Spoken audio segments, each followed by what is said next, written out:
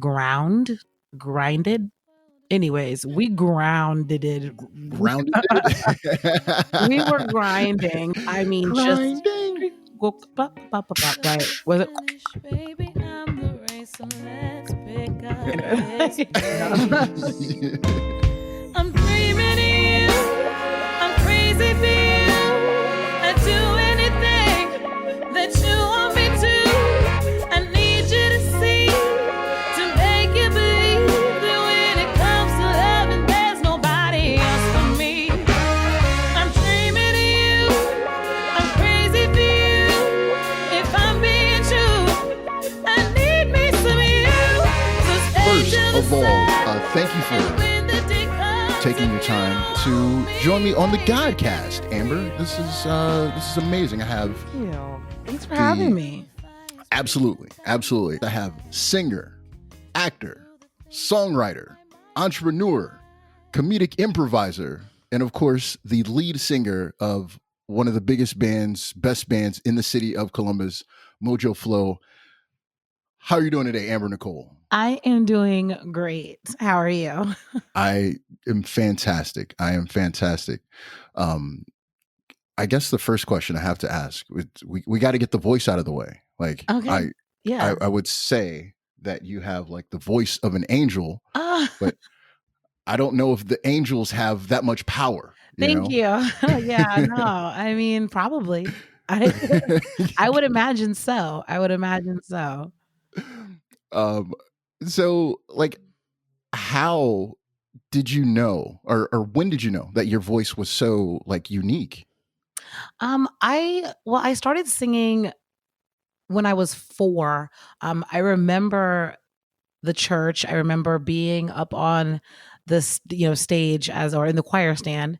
And what I remember from that is rehearsing and rehearsing and rehearsing. I realized that I was, I guess, good at it when I saw the attention I was getting. I think like every kid, when you start to see people's reactions to what you're doing, you're like, oh, okay, this is something that's, positive, and that I liked to sing. And so I don't think I knew that I was really unique. I don't really know when that moment came. I just always knew that I was good at what I was doing. Not that I was like better than or the best. I just knew that I had an ear and I could sing and I could pick up melodies and I enjoyed doing it. And so it's just a kind of a thing that's been with me for my whole conscious life. I don't remember a time when I haven't been singing. So I don't really have a moment of realization so much as it's just always been there. And I've just grown to appreciate it a lot more as I gotten older, Well, a whole bunch of people appreciate it, and including myself. One of the things that I think is unique, and I don't know, it's just the voice or as an artist, because I'm a person who can't sing, so I'm just fascinated by the almost the dexterity, because I know that you sing in so many different styles, like funk, soul, jazz, classical, and theater. When you do that, or when you have that much range or do those different things, is it difficult to transition between one other, or how is that? Well, thank you. First off, I appreciate that. Honestly, for me, it's not really difficult to transition because I've always been heavily involved in all different kinds of music. So I consistently sang in gospel choir at church. So I always had that. I always listened to Quiet Storm with my parents. And so I grew up with, all of that classic R&B and soul. I just was always doing a bunch of stuff. And so again, I don't think it was ever a thing about, okay, here's where I do this, here's where I do that. It was always just about me having my own voice and having my own sound no matter where I was. And so I think that putting myself in all of those different settings helped. Very cool. I think that's what keeps me limber. And that's what I really love to do. I don't like to be pigeonholed, which is why I do so many different things because people go, oh, I didn't know you could do that. And it's like, cool, so I'm just trying to keep it like that. So that's what I like to do. I like to, it keeps me limber and flexible as a Very cool. musician. All right, very cool. Very cool. Um, I, I guess since I have some listeners here, I want everyone to know that I had the opportunity to sing on stage with Amber Knicole. We were playing "Sounds Like a Song" at one of our improv shows. So I had the opportunity to hit the stage and hit some high notes with one of my favorite singers. I don't think anyone will mix us up vocally. You did a great job, though. Still did a great job. well, thank you. You're welcome, of course. Well, Amber Knicole, where are you from? And like, how did you get to Columbus? I know you're not a Columbus native, right? I am not. It's not really a complicated story, but where am I from? I am from everywhere. I was born in Japan. I was born in Japan. My mom was in the Air Force. Both my parents were in the Air Force. And so we moved every 2 to 3 years of my life. So I was born in Misawa, Japan. And then we moved, I believe, to California. I think we moved to California. I was a baby when we moved. We moved when I was about 2 from Japan. And then we've been from Columbus to Dayton and back again, and then up to Massachusetts. So I'm from everywhere, but now I've spent my adult life here in Columbus. So I am proud to say, that I'm from Columbus for all intents and purposes. Very nice. So we have adopted you in our city. Absolutely. We were talking about, I don't know, it was like a few weeks ago, and you were joking, and you were telling me how you were bullied at a younger age, which I think is that's interesting because like you're the nicest person I've ever met. So thank you. What an asshole this you have to have bullies. He was pretty mean though. He was. Yeah. Yeah. What do you tell your bullies now? You tell them to kiss off? I don't tell. Yeah, right. No, I don't tell them anything. And that was such a serendipitous moment. Like, just to kind of see that again, because I did go to middle school here in Columbus and for a couple of years, and recently found the grown up guy, and I was just like, oh my gosh, that's him. And I just couldn't believe it. And I'm grown, this happened when I was like 11 and so years old, but I wouldn't say anything to my bullies now. It's just, we were kids, and from what I understand now about how people act, trying to be accepted, and your own insecurities and how that all feeds into things. So really what I've thought about as far as bullying goes is I've taken a step back and looked at, what did those people have going for themselves? What were they actually doing? What did they have that made them special? What did they have that made them stick out, in a positive way? And the answer to that is not a lot, And so you end up seeing, oh, that's, and that's their way of, hurt people. So sure. There's that. But I did always, do you remember the talk show Jenny Jones? Yes. So remember those episodes, and it was like Rude Jude? Yeah. Oh my gosh. I forgot about them. Oh my God. Oh wow. It's all come back to me now. But remember the geek to hot, and they would have like the picture of themselves when they were geeks, and they would come busting through it and be like super hot. I've definitely wanted to have a moment like that where I can somehow just be and I'd have to get, it'd have to, in my mind's eye, it's like this whole reveal, but it's only, the things you think about when you're just what would I do if I cared that much, but, right. I did always just kind of imagine being able to be well, this is me now. Remember this girl? Well, This you is could who I get am now. you And could send all of them tickets to the next Mojoflo there it show is. at like Highball or something. Just Oh give yeah. them front row position, Oh my and gosh. then you get to strut your stuff. There it is. Yeah, yeah. No, basically in my mind, I just let it be that. So I've definitely had my, if I could go back in time and just kind of tell, preteen me, like, it's going to be cool. Yes, those are some big glasses, but you're going to be in contacts, soon. And, it's all good. They were cute frames. I just had big glasses. So, but yeah, it was all good. And, it's just, it's character building, all that stuff. I mean, and of Sure. course, bullying, sucks. But Yeah. you just think again, you think about insecurities and what Right. people must be feeling to put them in a space to do that. Because nobody bullies anyone if they feel good about themselves. That's true. So I mean, never. Yeah. So I mean, even as adults, nobody who feels good about themselves is tearing others down. Talking about some of your immense talents, how did you get into acting? I know that you've done, at least locally here. I know I'm familiar with Dreamgirls. Yeah. You did Pippin, Yep. and then you were. I know you read for the Rocky Horror Picture Show. Yeah. Oh You're wow. like a Thanks. narrator or Yep. something there. Whoa. So, how did you get into acting? Well, I did my first musical when I was in the ninth grade. I was at Bedford High School in Bedford, Massachusetts. And shout out to Mr. Barry Lowe. He was a very amazing teacher.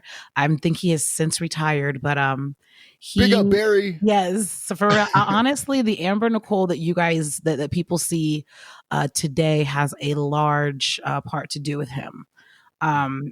Yeah, he's just really, really um, a key part of my development and a key part of my confidence. And just, I mean, you talk about a teacher that, changes your life, like that life changing educator in your life, that is Mr. Lowe for me. He's absolutely that life changing educator that, I mean, he absolutely changed the trajectory of my life for the better and gave me so much encouragement and just genuine love and support and care. And so, and he just was phenomenal. I can't say enough good things about him. So, but he cast me as Asaka in Once on This Island. And Once on This Island is a musical. It's based off of The Little Mermaid. Oh, okay. So, but it's set in the Caribbean, and there's actually a revival of it on Broadway right now. And it was really fun. And we were a group. It was an all white school. I was the only chip in the cookie, and there were some of us, but this school, actually, a crazy thing, this school still was busing kids in from like Roxbury. Oh, Yeah, some of the black neighborhoods yeah. around, that's what they were still doing in that. So anyways, I wasn't the only, but I was, in this setting, I was the only. So but everyone was really nice, and I had a really great time. But that was when I got bit with the musical theater bug. I loved every bit of the process of putting together a musical, from the long rehearsals to the music to the dancing to memory. The storytelling. It's a story. You're a storyteller, and it is so amazing to be able to just get wrapped up in this world and to just tell a story. I mean, you get to make believe, for 3 hours, and you're Right. supposed to be making believe. And another very influential person in my life, Nat Horn, he was the director at Muse Machine, which I was a program I was in Dayton in high school doing musical theater. He would say, leave your problems at the door when we come into rehearsal. Leave your problems at the door and come in here, rehearse. Be dedicated here, be present now.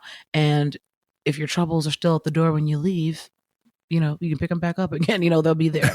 But they, and they were never there. And it just really stuck with me. About the gift that is performance. You really do. I mean, you have to leave your personal life at the door because you are stepping into a different world. And what's beautiful about that is just the permission and the space to be able to let go. And for me is a really great coping mechanism. Just dealing with constant change. As a military kid, I was always able to be in a musical, be in a choir. I knew top 40, all the top 40. So Right. no matter what, I could kind of, sing whatever was out there. But ninth grade, to answer your question, ninth grade was when I got bit with the acting bug. And I made sure to be in musicals every year that I could be throughout the rest of my scholastic career.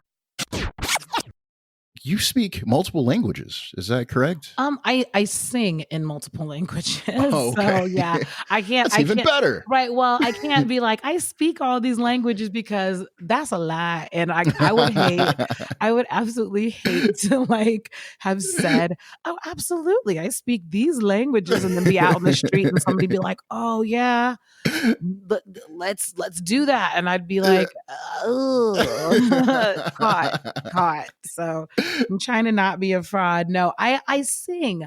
But Okay. I have sang in a bunch of different languages. So I've sang in Hebrew, Swahili, Spanish, Latin, French, German, Italian. Interesting. Yeah. So and I'm sure I'm forgetting something. How is that difficult? How is that? Singing from English to different languages. I imagine that's got to be challenging, right? It is, but thankfully with music, it's for me, it's easier with music because that's along with the melody and along with the notes actually comes how to say things or how to place it. So like how people with an English accent, when they're singing, they don't sound like they're English, Yeah. It's kind of like that for me as far as other languages and singing in them. Like I'm like, oh, okay, that makes sense. And I can but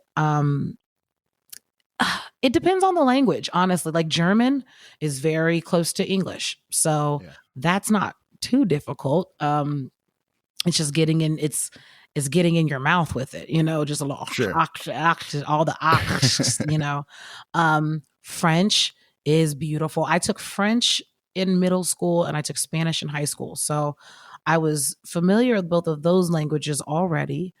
I took 2 years of Spanish in high school. It was 2 years of Spanish 1 because I failed it the first time. So I had to go back, try it again. 2 years of Spanish 1. Did you tried out for American Idol, didn't you? In Vegas. I did, yeah. Yeah. Back when I was a young person, a kid. I was not a kid. I wasn't like a child, but yeah, I was under 18. My dad I had to have a guardian. Yeah. Yeah. So it was I bombed it. And but it was a great experience, but I just was determined to not cry on camera because I was like, it's bad enough that I didn't make it. It's bad enough that, this didn't work out. The last thing I'm going to do is provide anything for them to be able to use on camera to like embarrass me. So I was just like, after I went in there, so I go in to do my little audition and I had no idea that the stage I was going to was going to have like producers. So I recognized one of the producers. I was like, oh my God, that's Nigel. I know exactly who this man is. And there were these big ass lights and cameras. I mean, I just had no idea that it was going to even be like that. And I was like, wow. So I walk in this room and I was like, okay. And they go, what would you do? Who are you? I'm Amber Knicole. I'm at college. I'm in college right now. I'm political science major, that whole spiel. Right. And they're like, well, what would you do if you didn't make it? And I was like, well, I would go back to school and finish up finish up my degree, blah, blah, blah. Like, just very like, this is what I'm going to do. Like, this is my plan. That is not the answer that they want to hear. They want you to, say, "Oh, I don't know what I would do if I didn't Right. have this. I would just, and I just wasn't I wasn't there. I was like, "Nah, I'm good." Right. If it makes it great, but I was like, so I sang. I don't remember what I sang. I wish I could remember what I sang. I have effectively blocked that memory. But but they were like, "No, thank you." So I walk out, and as soon as I get out the door, they're like, "The camera's in your face. How do you feel about being rejected?" I was like, right, Oh. and I was like, "I'm fine." Right. I was like, "I'm fine, disappointed, but well." And so I walked down the hall, turned the corner, and as soon as I turned the corner, just waterworks, just a Oh. flood of tears. And I called my dad had come with me. So I called my dad. I'm like, "Dad, I didn't make it." And he's like, "All right, baby." So he Yeah. comes and gets me. And then we just have this amazing father-daughter day in Vegas that included a helicopter ride and Wow. a steak and lobster dinner. And yeah, so we end up seeing the fountains at the Bellagio and all that stuff. So my dad really made it a very magical day after that. But yeah. Great. I know probably nothing worse than seeing your daughter cry. Nothing. So Nothing worse. he It's he was not gonna let that happen that day. It was yeah. so great meeting her too, and she was very lovely. And I had to calm myself down though, because I was like, I know you from pictures, and that's it. And I'm so impressed with just how smart. I fangirled over your daughter is what happened. Well, thank you. You're Thank you. welcome. This is there was a whole bunch of exchange. I fanboy over your talents also. Well, she didn't even know what was going on. Look, She was just like, yeah. it's because she's the real star. She's like, "Look, I'm just Miss Peyton, and I just do what I do. That's You are what she all does. impressed." That is Yeah. And I was like, "Amber, get yourself together. Like, you're an adult and she's a kid, and you're probably scaring her, not knowing how to say hi." She was just living in her bubble. I think we were shopping that day. We were just getting Yes. some. We went to Justice because she wanted to get some high heels. Is Oh what she wanted yeah. to get. Oh Yeah. my goodness. So we got Ah. some little sandal wedges or That's something. perfect. Yep. Yep. It's so special. It's so special. I remember my first little wedge heels also. And Yeah. I remember them. I remember them as clear as day. And like they were brown and clunky and just, I mean, I'm sure they were cute, but like, oh golly, early 2000s all day. You're But right. but you couldn't tell me nothing Couldn't walking in tell those you shoes. nothing. I was like, Yeah. Oh yeah. You can't see. We were my daughter and I were in a wedding. Was it like 2 years ago? yeah. And so she got some little kitten heels or whatever. Oh, nice. And she wanted to wear them like everywhere. She's like, I want to Yes. wear these to school. I My want to wear girl. these to McDonald's. And I was like, I mean, none of this stuff really matches, but Right. I Right. There you guess go. if we're going to McDonald's, that's fine. Like, I don't Exactly. care. Fashion. We're going to the dollar store, Kroger's, and then I'm sure everyone was like, "Look at this dad with this girl wearing just sweatpants and high heels." Like, what? See, and that's style. That It is is. style. Because remember back in the 90s when those velour jumpsuits were the thing, and Oh you would just wear yes. your heels with. Well, I wouldn't because I was a kid and I couldn't dress like that. But the grown women I saw that looked bomb had outfits like that, and I was like, so she's just bringing the 90s back. I had one of those velour jumpsuits that looked like Puff Daddy Yeah. and Nice. Puff Daddy and Mace, Right. bopping around. There it is.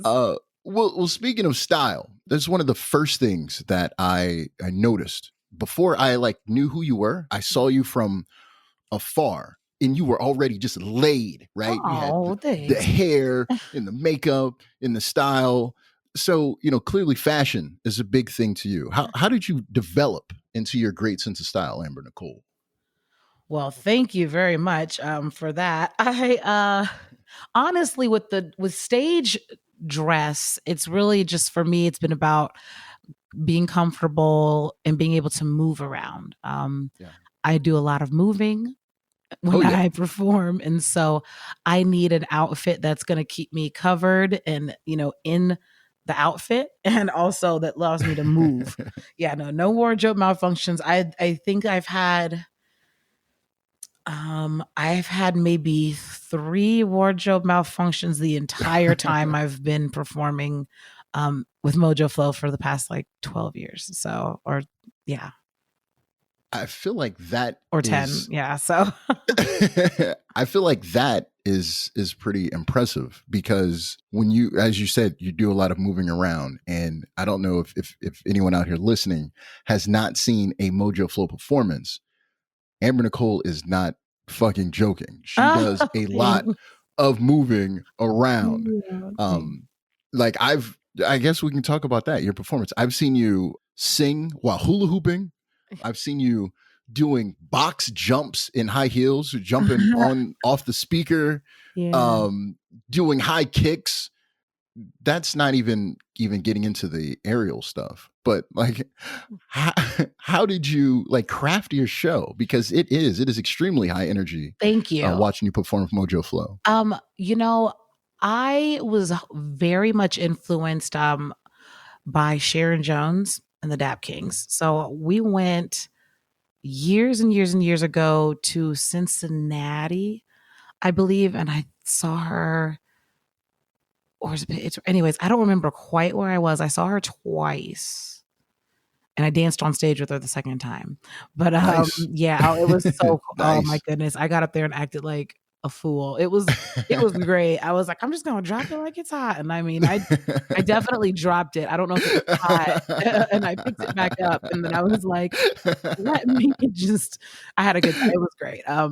But I remember just being so captivated by Sharon Jones and Yeah. watching her on stage live in a club setting. It's not a Uh-huh. big stage, not a bunch of lights. I mean, it was a bunch of lights, but like, it's not like a Beyonce production. Sure. And I think before that I had a lot of experience either seeing like a big production, like Backstreet Boys. I saw the Backstreet Boys in New York for my first concert, and it was amazing. But it's a big, arena concert. Sure. So seeing the up close, I just remember her coming on stage and just the way she made me feel and the way I felt watching her was, I mean, just hugely impactful on me, and it just made me want to perform that. I'm like, this is who I want to be. I mean, I want to be this type of performer. I want to engage the audience. I want to, I want to dance. I want to sing. I want to move around. I want to, you know, be I want to be involved, I want to do things. But then also I think it's part of necessity for me because in a band, with 7 people playing instruments, you got to like sit back and let people have some solos and stuff, right? It can't Sure. be all. And so I'd be like, well, what am I going to do now? And it's just like, well, I got to like do something. And so I would just, start to, dance or whatever. But the hula hoop came about because we were going to like festivals, and I had never been to festivals ever. Like I had never been to a music festival. My first music festival was at a place called uh, Terrapin Hill Farms, and it was in Harrodsburg. Anyways, is in Kentucky. Yeah. And Okay. I remember riding out there, and you're just getting out into the country, and I'm like, what am I getting myself into? Like, there's no cell phone service out here. Oh, this could be bad. Oh gosh. And I just remember being very, very nervous. But then when I got there, it just was this whole nother world that was just amazing. I mean, Dope.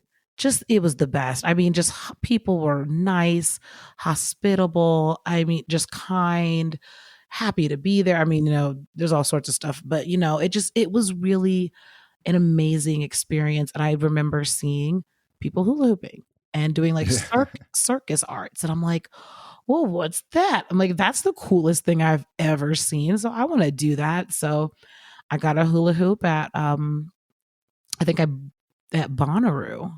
Yeah. I'd gone to Bonnaroo. I've been to Bonnaroo one time.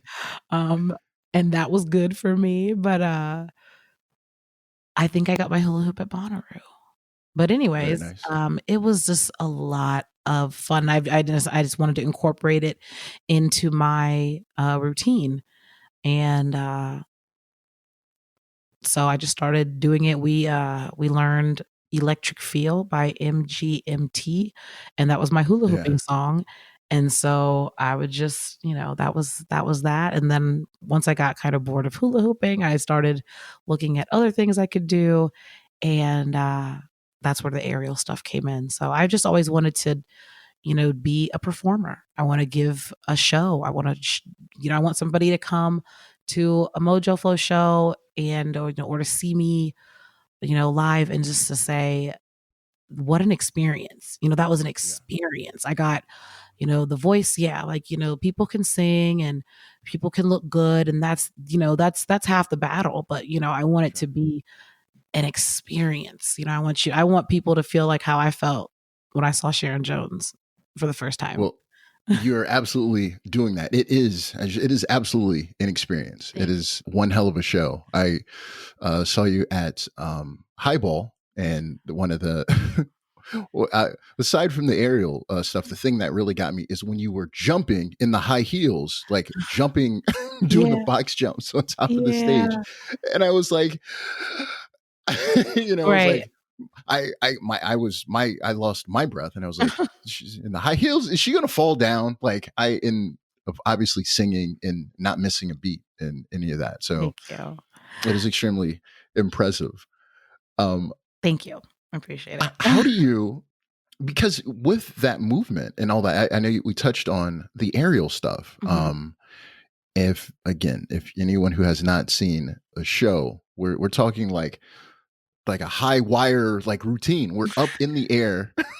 I don't know how many feet are we in the air. Oh, it depends. I've climbed pretty high up. I've climbed pretty high up. Yeah, And yeah, sometimes we're I just talking like climb. 10, Yeah. 20 feet. Yeah, like Yeah. up in Yeah. the air. And you're on either, like, I don't know, what is it called, like the little thing, it's like a bar or whatever. So yeah, I have the lyra. It's the Okay. that's the hoop, the aerial hoop Okay. called lyra, or I'll have the silks. Silks is Yeah, when I've I seen climb super the high. silks. Yeah. What? So how did you even like? How did you get into that? Like, how does someone decide? Like, you know what? I'm going to use these curtains, and I'm going to Right. go really high, Yeah. I'm gonna and I'm get going to into hang that upside down. fabric. Yeah. Again, I remember seeing Pink Uh-huh. perform at an award show, and that was when she was first incorporating aerial into her performances. Like, Uh-huh. and she did something with the aerial hammock, which was just which is it's a fabric, and you can just lay in it basically, and you can spin and do all sorts of really cool things. um and I was just transfixed. Like, I just remember being like, that's the coolest thing I've ever seen. I want to do that.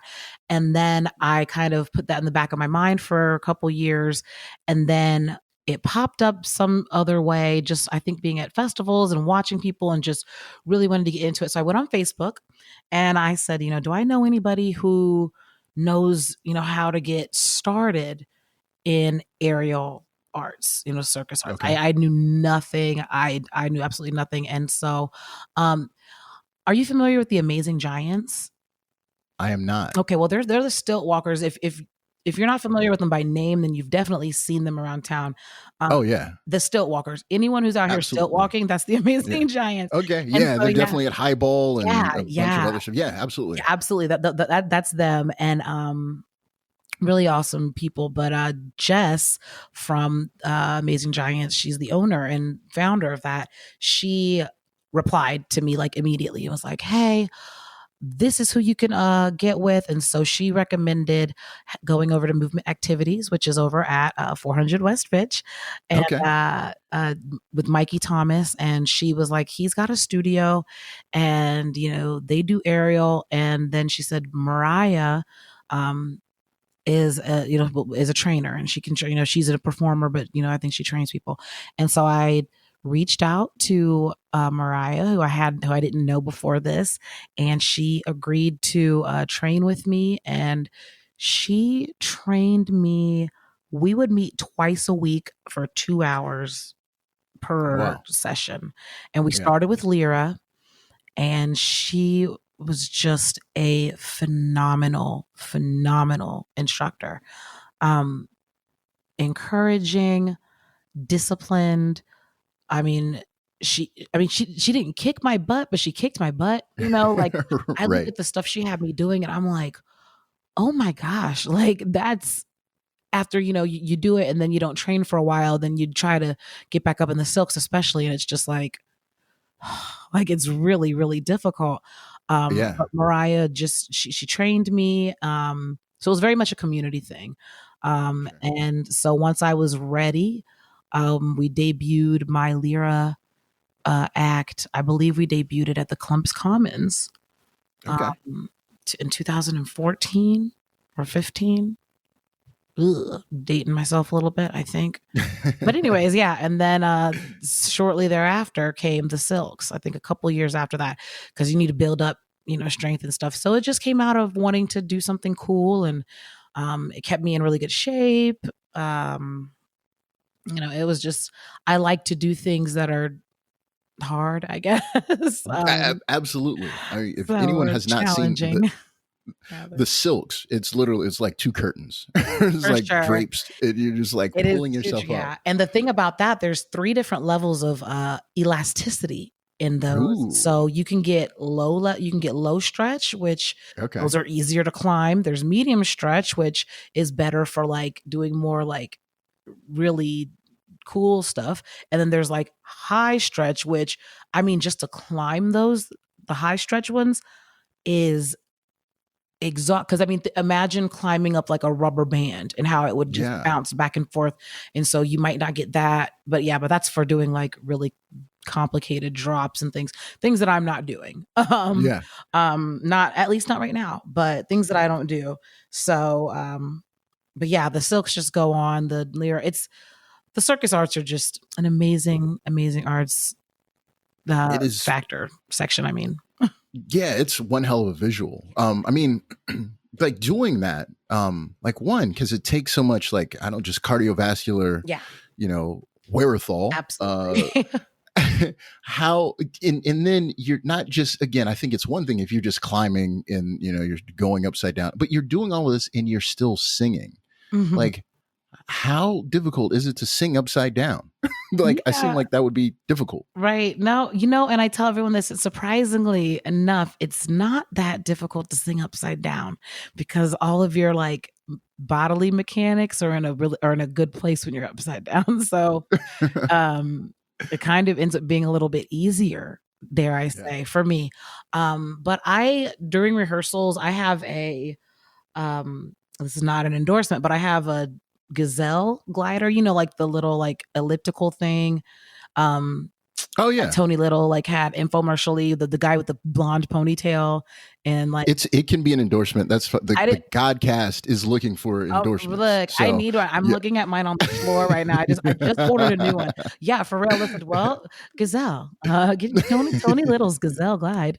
No, but I have one of those actually because I just ordered another one because my one that I've had since the early 2000s finally went kaput. So anyways, yeah, man, that one lasted. Anyways, I get on the elliptical during rehearsals. And so when we have rehearsals, I will be essentially running while I sing at rehearsals. And so that's how I built up and maintain my cardiovascular wherewithal to do what I do. Yeah. So our rehearsals, I'll have my mic stand, angled to where my mic is like right in front of my mouth, and I can just, do my arms and legs, and yeah, just I have a fan, always. Oh, that's really cool. That's fascinating. So yeah, you gotta practice it. So that's what I try to do in the rehearsals. So yeah, you'll see every time there's we have a Mojoflo rehearsal. If there's anyone new, I know they're looking and they're like, "What is that?" And why is it there? And I open it up and I get on. They're like, "Wait, is she?" And so I've seen people like during rehearsals be like, "Is she is she running and oh wow. And it's like, I gotta practice it. Like, I mean, at first I was kind of bashful to do that.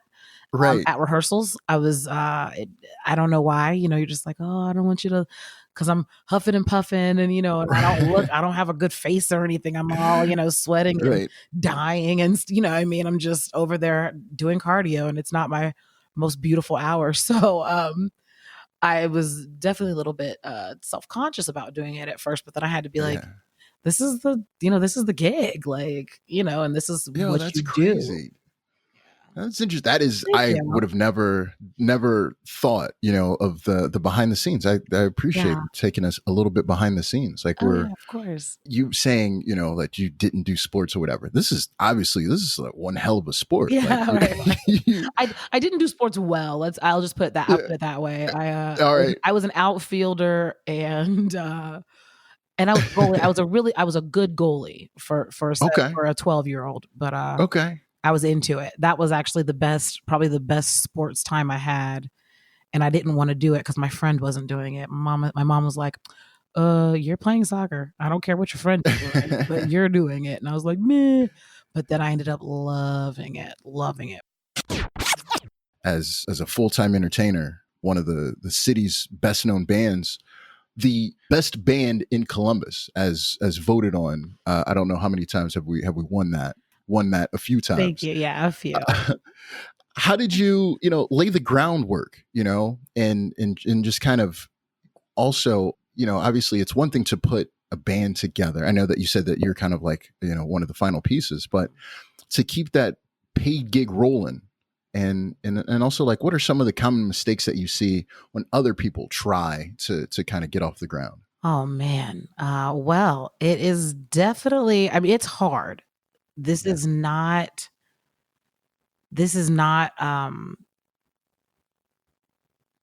it's not for you if you don't want to really work very hard. And to keep the steady money, because again, yeah, this was my job. Yeah. This was how it is, how I make my money. And for those first few years, we just worked, we really, really grinded. Anyways, we grounded it. Grounded. We were grinding. There it is. I mean, Grinding. right. Was it?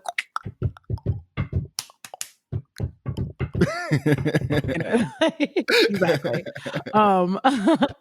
There we go. I like that.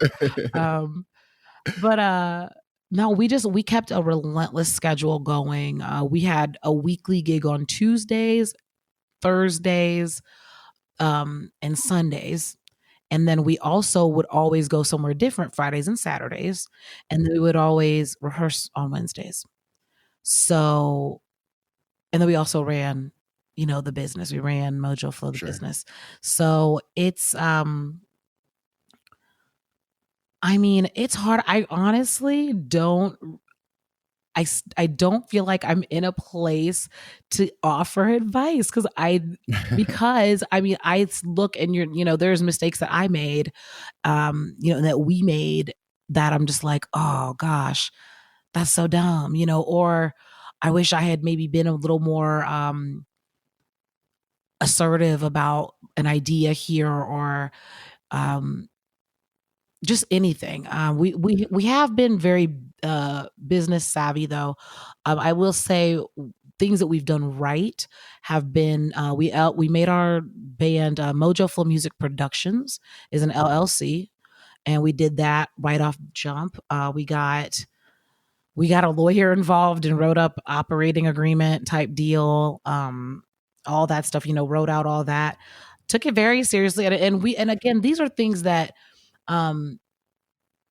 we were very fortunate to have people around us that did this already. So we got the hookup with some stuff. Nice. Yeah, like, or it didn't have to pay someone's full, lawyer fee or whatever back in those days. But we got our stuff written up. We also started a band fund.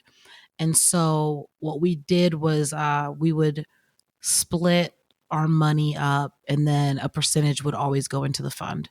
So as the years went by, we just would put more into that fund, and we figured out different ways to monetize different type of streams. And that's what we're kind of doing now, and that's what everyone's trying to do now, is figure out what other ways they can be making money that's not performing.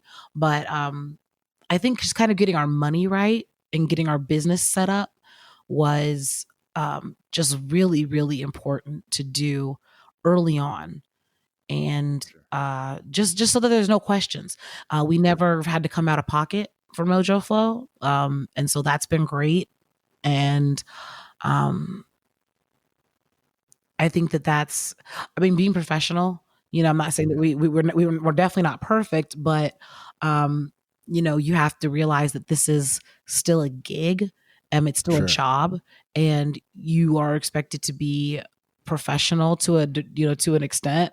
Of course, though, it's professional for us is a little differently defined, because there's also an aspect of being social that is required in this profession. And so just balancing that stuff, I think, just as far as like, I don't really know about mistakes I see others making, just because I don't know. I'm the way this is for me, I'm still trying to figure out how to do my stuff, so but I think, and the thing is that there's more than one way to achieve what we're all trying to achieve. And you never know what everybody's goal is. And so I think one thing that I would say, as far as advice, if I could go back in time and, really be more assertive about writing down a plan and saying, what are we trying to do? What are we wanting to accomplish? How are we going to accomplish that? And what does success look like? Those are things I wish I had known. And you don't know till you know. So, but yeah, it would be, I think that, if I were to offer any advice, it would be to get your business started, pay your taxes, save money. All those things, but save money, pay your taxes, get your business taken care of, because this is a business. And I guess actually, you know what? I will say the mistake I see people making is when they get started is failing to realize that this is a business. Okay. And yes, it's art, and yes, it's your passion. And that's where the struggle, I think, comes in is, we're artists, and we have different, we think different, we operate different, time rolls different for us. For me, like, my body just decided last night that it was not going to sleep. So I basically took a 2-hour nap at about 10 this morning, from being up all day yesterday. But I was like, this is what it is, played a little ukulele, tried to read, but then just kind of chilled. And I was like, I wasn't exhausted. It just, that's what it was. And I was feeling kind of creative, I guess. So I wasn't able to go to sleep. And so just different things like that. But I think setting down, people, the mistake I've seen is people not taking the business side of it seriously. Don't get so wrapped up in being a rock star, in partying all the time. There's plenty of time for it, and it is ample. There have been ample turn-ups. That is one thing there's no lack of in my life is turn-ups, and I've enjoyed it. It's been so much fun. We've been safe. I've always felt safe. That's something that I've really, really appreciated throughout the years, is that I've at several moments stepped back and just, taken a breath and appreciated the fact that I've always been around very respectable gentlemen. Very nice. Yeah, they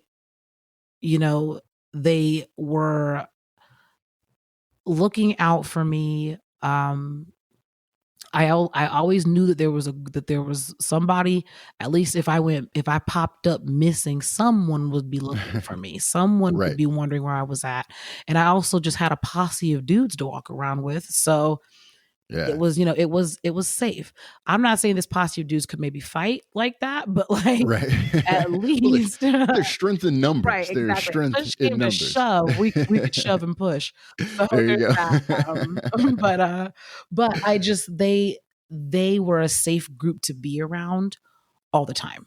Cool. So I was never, in any compromising positions like that, and they never put me in any compromising positions. So I think just being around people that you trust, being around people that you can trust, um, but again, that falls underneath taking care of the business of it all, because Sure. the business of it all, you can't just be, chocolate wasted all the time, Right. because that's what it is, um, but you're also expected to take part in festivities. You're expected to be Sure. social. So it's finding that balance and kind of understanding when everywhere you go, that you're representing your business and your brand. Yeah, and I mentioned that would be kind of, that is an interesting, kind of a line to walk, because you're not just selling, music, you're also selling like yourself or your personality, Absolutely. So I think it definitely, that social element is one that I think is often over and simultaneously underlooked, Right. Right. Um, I Yeah. Well, I mean, you have to be able to, talk to people, yeah and, I mean, sometimes you're just tired. I've been yeah at the end of a 4-hour night. I have not felt like talking to people, but sure when you play a show from 10 to 2, and then people and you get off the stage by about 2:30, and then people want to talk, which is great, which is really, really, I mean, the connections I've been able to make with people have just been priceless, and it's been light in my darkness. It's been, the rainbow after the rain. It has just been everything positive. These connections I've been able to make with people and just talk with nice people. But, sometimes you're just tired, yeah and it's, you're on the road, and this is sure night 3 of a night, and you're in a different city each night. And so every night you're trying to talk with people and kind of establish a little bit of a bond and all that stuff. So, balance. sure I was always the guys would go out. We'd have, once we started getting hotel, well, actually, in the very beginning too, when we had our RV, the guys would go out, and after the show, and party or whatever, and I'd be like, all right, well, I'm gonna, be in here and be. I got to, or else right my voice right won't work tomorrow. So I know I gotta. sure And trust you me, there were some nights when I was salty that I had to stay inside and drink water and just, right read a book and go to bed. But that was my night. I couldn't be up till 5 in the sure morning, hollering and yelling and drinking and stuff. yeah that's got to be, obviously it's difficult, or at the very least different for you, because you are singing, you can probably play the guitar or hit the drums, hungover, but like Absolutely, you can. So, you yeah. can't do it when you are the, the face of the band, for sure. Yes, definitely makes it harder. Well, kind of, tying in, the performing and then kind of the business question, as a band, as an artist, as a business, how have you been dealing with the pandemic? How has that been for you? It's been kind of bad. It's Yeah. now no, we are. It's hard. It's been hard. Yeah. I mean, just it really has. We had so many plans for this year, Sure. and what we all, myself, Walter, and George, who were the owners and the team behind Mojoflo, we just kind of had to sit and laugh with each other. We're like, of course, the first year that we ever have a year long schedule, like we have a year long Yeah. plan. I mean, we planned everything by the month. We had finally got our ducks in a row. We've Yeah. finally, I mean, and when it comes to just everything, there's, we've always had some of our ducks in a row, but there's always been something that, has escaped us. There's been somebody Sure. to, waddle off this way or whatever. And so we're just like, but we finally had everything set up, and we were just like, you thought You really, really you thought that that was going to happen, but Sure. we've had to make some, just some business decisions, and Sure. um, we're a band though still, so we're around. At Yeah. least we're not going to go anywhere. Sure. But yeah, It's it's been a little tough. I mean, it's so weird. Before March of 2020, I had no idea like how much my life consisted of just being around people. You know what I mean? Like Right. festivals, Yes. bar gatherings, comedy shows, and like when that is taken away, it's like, man, Yeah. you know what I mean? Like it's just so fucking weird, you know? Right. Well, we're social creatures, and I mean, Yeah. I'm a hugger, I Yeah. like to hug people, and it's just like, and I had just like let myself accept that. I was like, yeah, I'm a Yeah. hugger. Be proud of the fact that, that's who you are. And it's like, you thought you I'm right.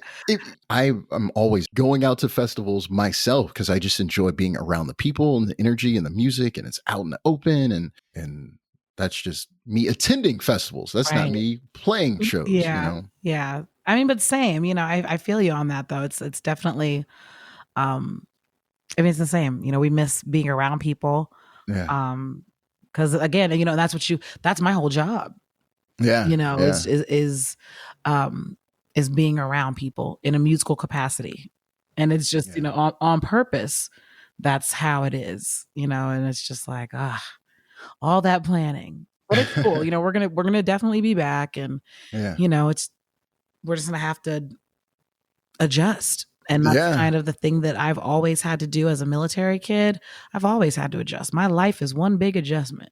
Sure. Well, I think, obviously one of the adaptability, and at the very least being able to improvise. Improvise. Hey.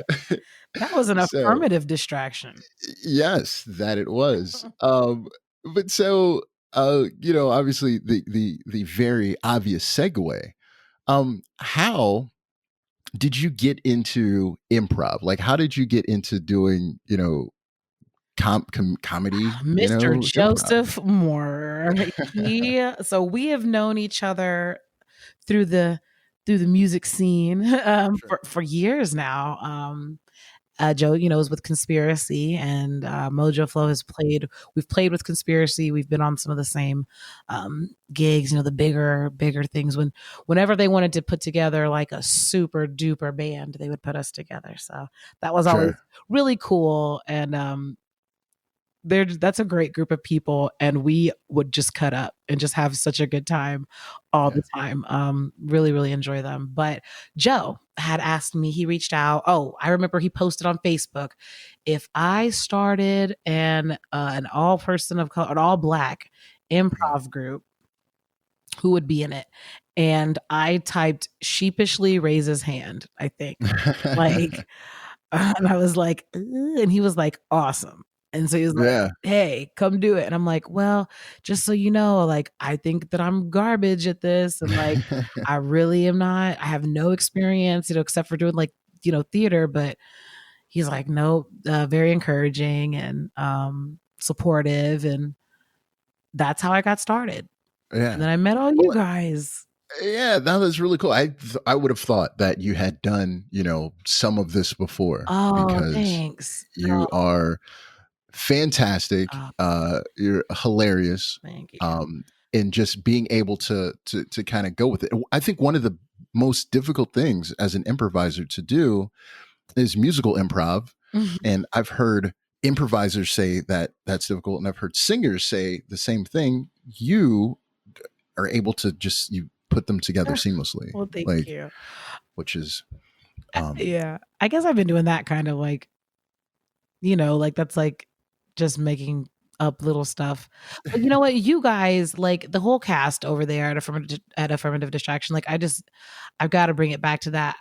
The skill that you see in me has really been brought out by you guys.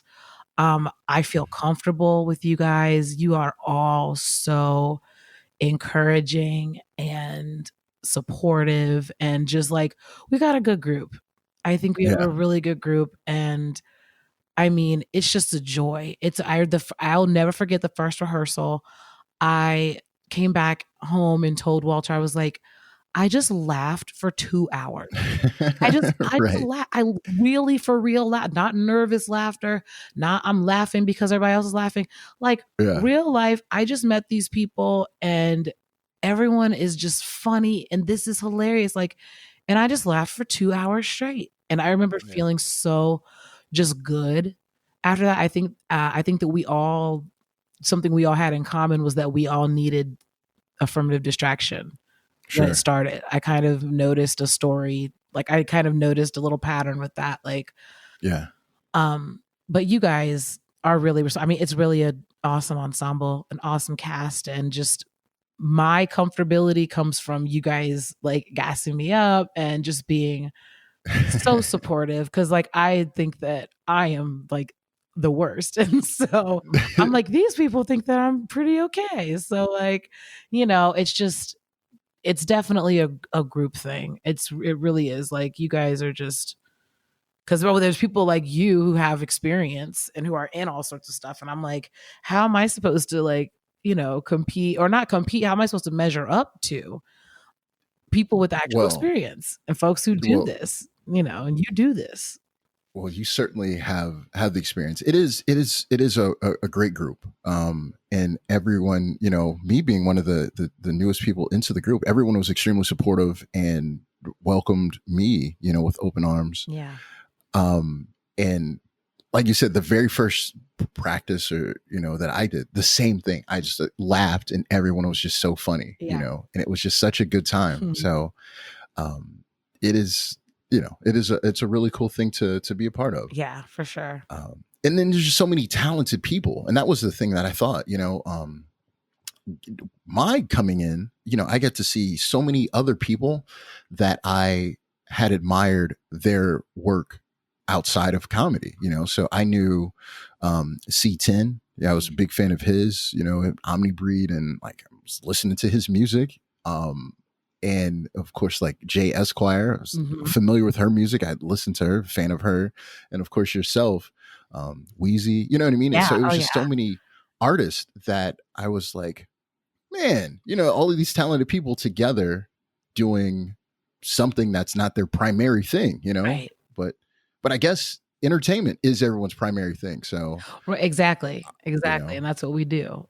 yeah, I felt like the most nervous, coming into it because it was like everyone else is already like they're big, like stage, they got, and like I don't know what I'm, coming into. No, you killed it. So thank you, thank you. Yeah.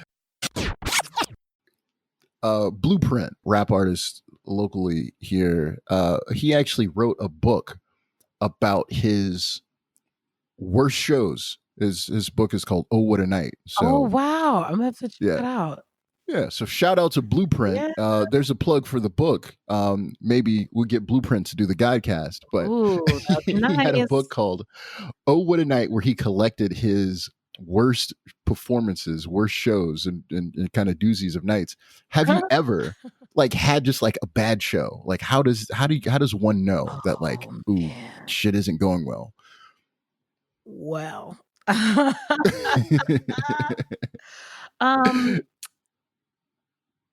yeah, there have been shows.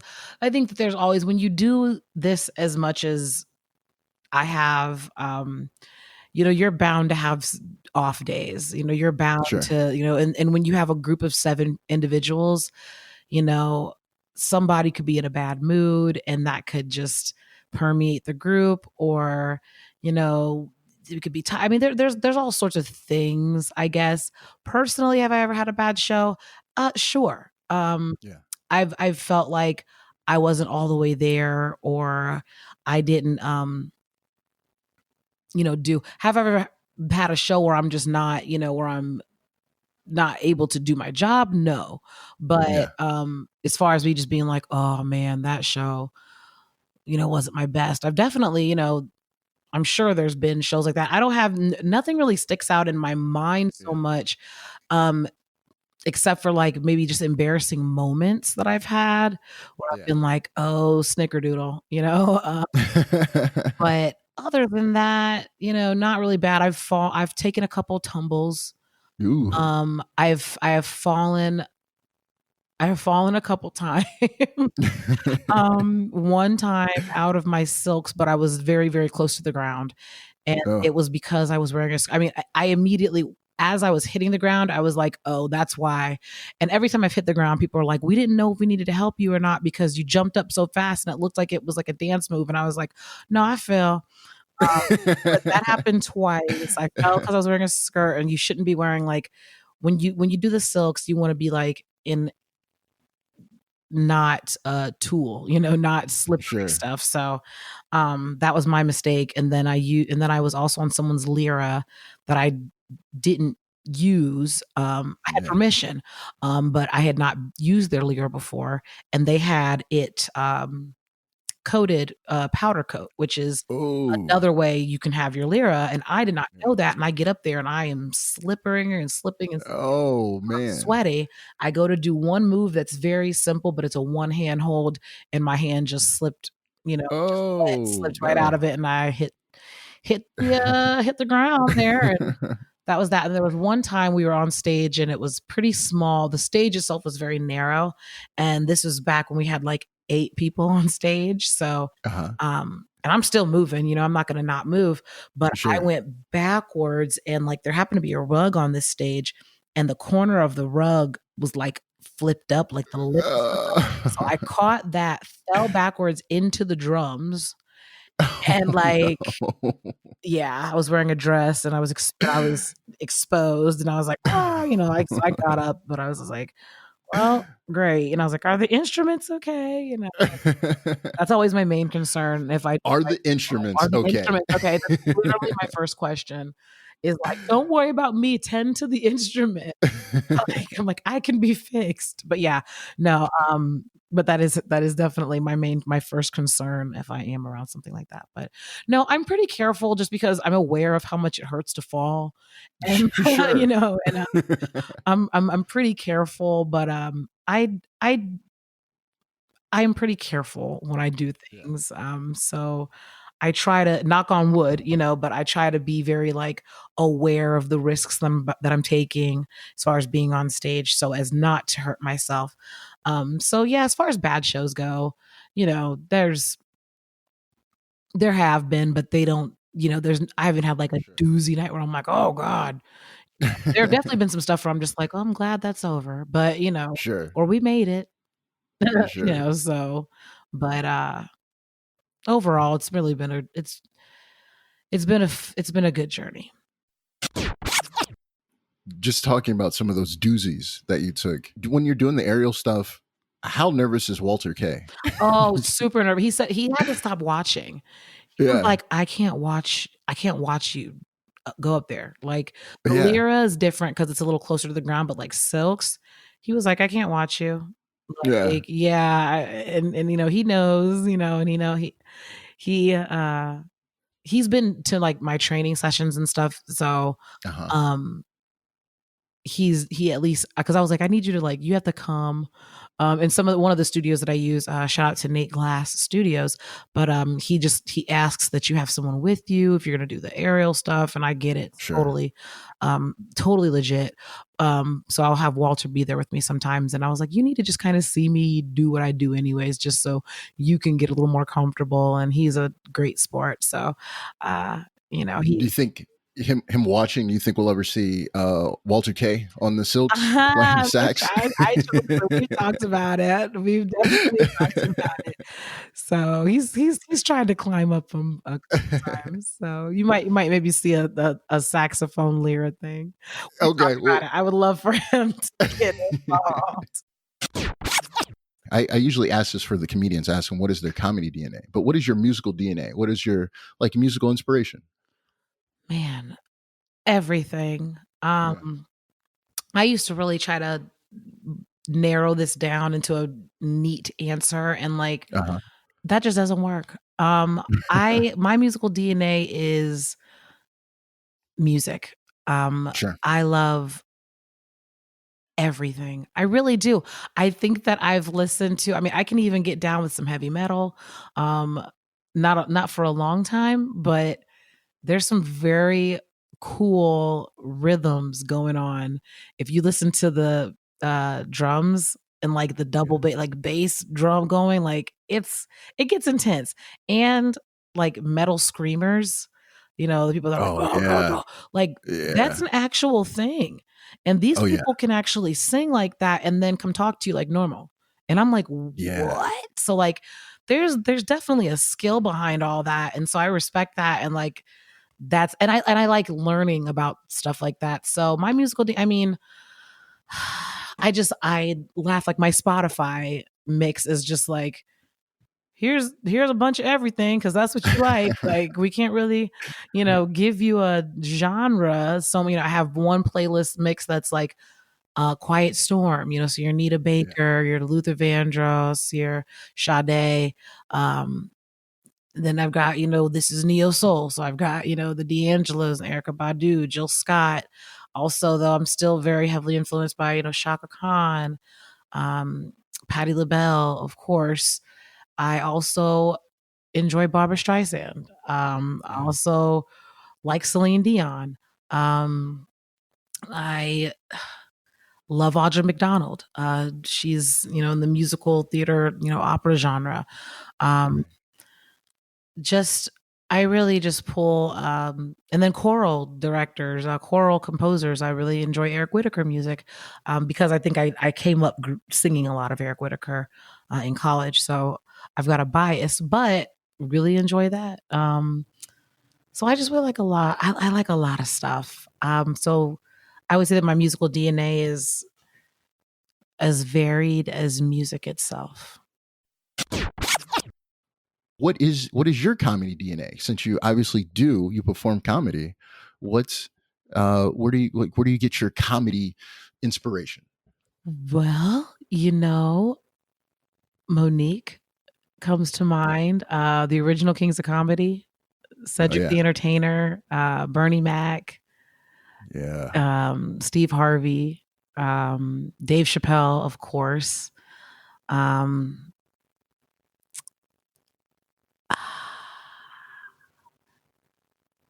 yeah, I'm trying to think yeah. about who else I like watching as far as comedy goes, and who is just funny for me.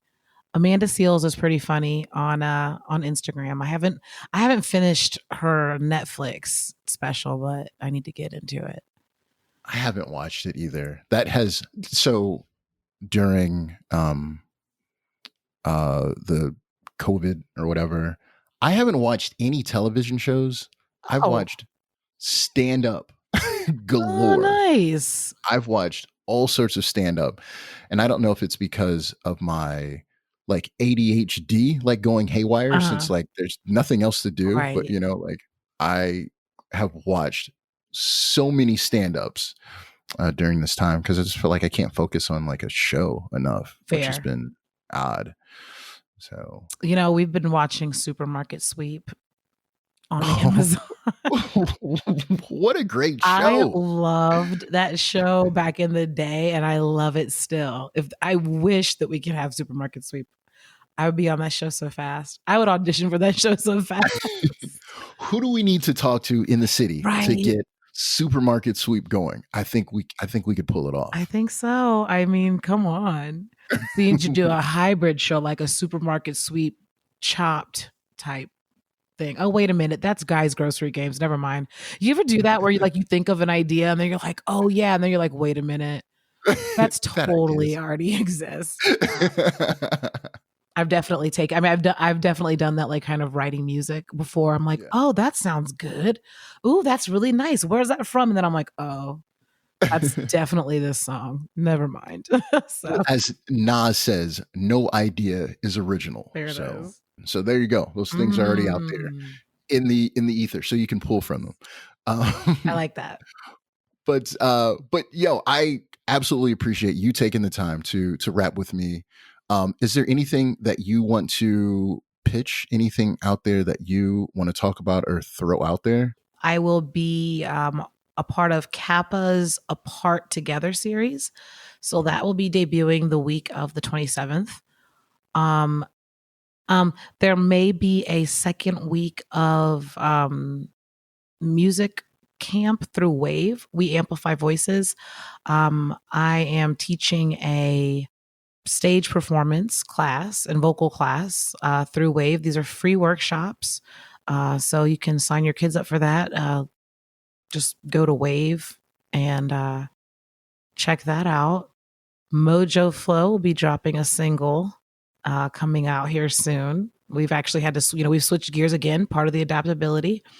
And so Mojoflo will have a single coming out soon. And look out for Mojoflo coming at you live here in the next couple months. So we're slowly but surely going to start this machine back up. But yes, we're going to be careful, take all the precautions, and stay as safe as we can. Very nice. And we will absolutely look out for all of those things, and everyone will follow all of your socials. Oh, thank you. Yeah. Mojoflo. Mojoflo Music on Twitter and Instagram, and I'm Miss Amber Knicole, MS Amber Knicole, on like Twitter and Instagram, and we're all over the internets and the interwebs. Very nice. Yeah. Very nice. Well, to everyone listening, thank you for taking your time. You could have been doing anything else in the world, but you decided to take your time to listen to me and Amber Knicole. I am The God Show, and for the ThaGawdCast, myself and Amber Knicole, we're out. Bye, guys. All right. Well, thank you so much. I will see you soon. Are you doing this next show?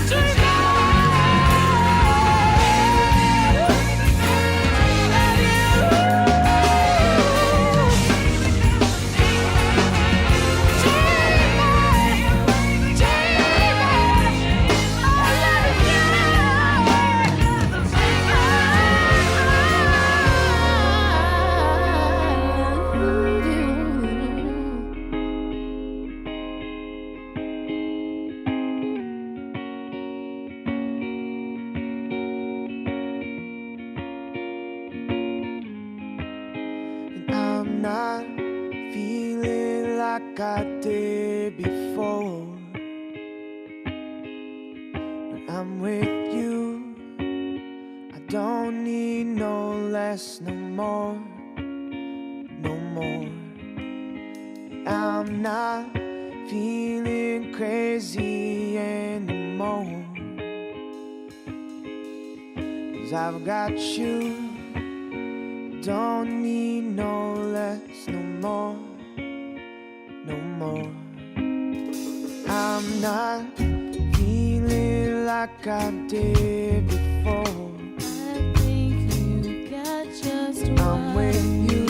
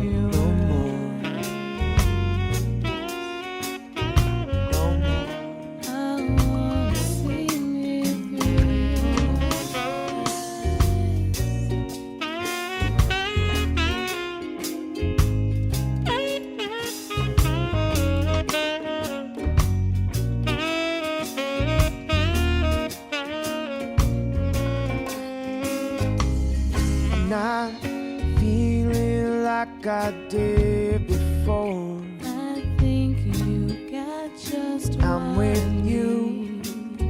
Don't need no less, no more. You bring and give me sweet relief. I'm not feeling crazy anymore. You get the part of me I've got you. Don't need no